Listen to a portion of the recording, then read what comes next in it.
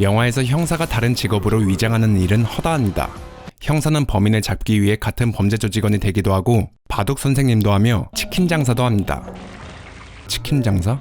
현실에서 형사들이 어떤 직업까지 위장할지는 모르겠지만 영화에서 치킨 장사까지 하는 형사라니 이건 너무 간 거 아니야 라고 생각하시는 분들 아마 계시겠죠?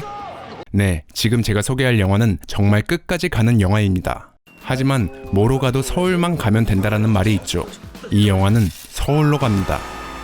이 영화의 주인공은 개인이 아닌 팀, 마약반 형사들입니다. 이들은 성실하고도 능력 있는 사람들입니다. 하지만 실적은 최악이었죠. 자동차는 16대를 부셨네?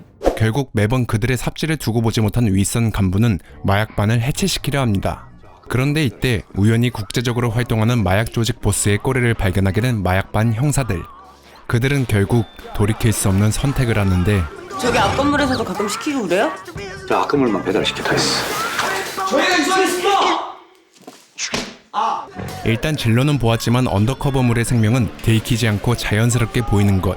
하지만 이들은 형사 외에 다른 직업은 한 번도 해보지도 생각하지도 못한 사람들이었기에 마약반 팀은 치킨을 만드는 것부터 난관에 너 왜 맛있어? 하지 않고 무난하게 치킨집을 창업합니다. 이제 겨우 언더커버물의 생명인 들키지 않고 자연스럽게 보이는 여건을 갖추게 되나 싶은 마약반. 하지만 세상은 만만치 않았습니다.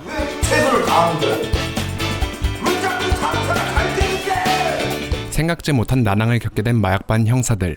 하지만 이들은 오랫동안 함께 산전수전을 다 겪어본 팀이었고 그렇기에 마약반 팀은 조금이라도 의심이 될 만한 상황이 오면 환상적인 팀워크로 위기를 극복해내기 시작합니다. 제가 이 사람 남편입니다. 쪼짝이 남편이라더만. 전 남편. 오, 아메리칸 스타일. 계속해서 뜬금없이 위기에 휩싸이는 마약반 형사들. 과연 이들은 이 모든 상황을 극복하고 마약반을 부흥시킬 수 있을까요? 아니면 야, 정신 안 차릴래? 우리가 지금 닭 장사하는 거야? 지금까지 이런 맛은 없었다. 이것은 갈비인가 통닭인가. 지금까지 영화 극한 직업의 짧은 소개 영상이었습니다.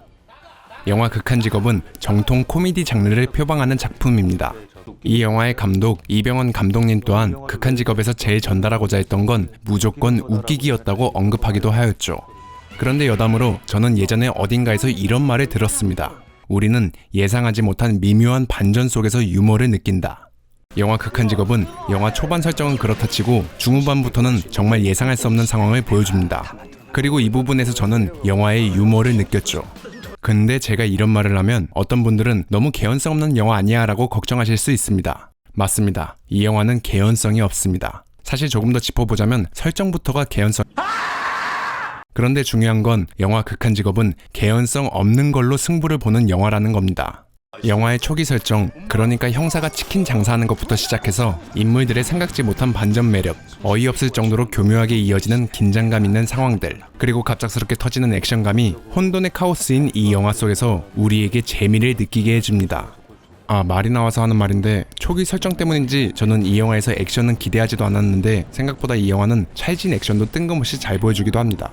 어쨌든 정리해서 제가 영화 극한 직업을 다 보고 느낀 점을 말해보자면 영화 극한 직업은 뭐로 가도 서울만 가면 된다라는 말이 정말 잘 어울리는 영화였습니다. 중구난방인 것 같은 전개 속에서도 이 영화는 포인트가 확실히 잡힌 영화였죠.